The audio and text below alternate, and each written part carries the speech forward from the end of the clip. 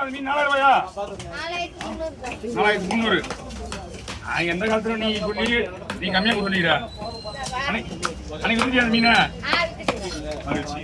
மீன் நல்லா இருக்கா? ஆனா மீன் நல்லா இருக்கா?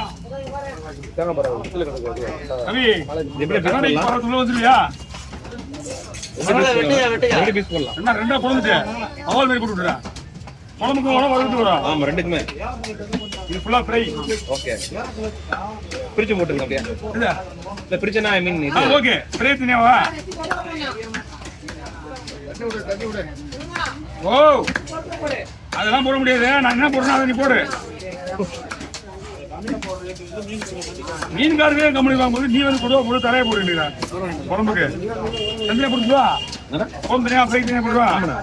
அதான் அதுல தனியாக போட்டுருவீங்களா?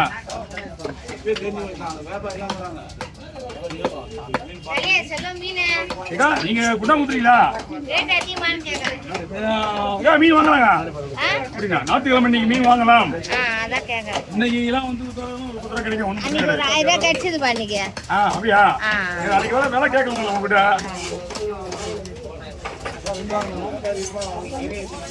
நீங்க குட்டா ஊத்துறீங்களா? தாட்டு இருக்குதா இல்லையா சொல்லுண்ணா? அந்த கட்டையா கட்டெல்லாம் வேலைக்கு ஆகாது.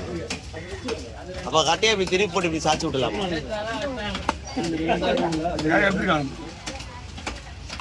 வேலையாவது டைம் இருக்குதா? இப்போ ஒண்ணும் தெரியல. டைம் இருக்குன்றா மீன் வெட்டுறதுக்கு. அதை மூடிட்டீங்கன்னா கொஞ்சம் நல்லா இருக்கும். ஒண்ணுமே தெரியல. தெரியலையா? சாச்சா நல்லா ஃப்ரை. இதெல்லாம் குழம்புக்கு. காண்டி பாரு. உடனே வா. யாரு கொடுவான பண்ண முடியாது. யாரு புக்கிங் பண்ண மாட்டாங்க. டைம் இல்லை. காத்துக்கு அப்புறம் உட்கார முடியாது. அவங்களுக்கு 4 மீன் முட்டா அப்படியே ஓட்டிங்க.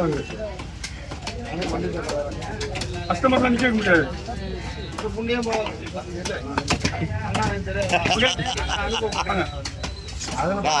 கன்னியாகுமரி அப்புறம்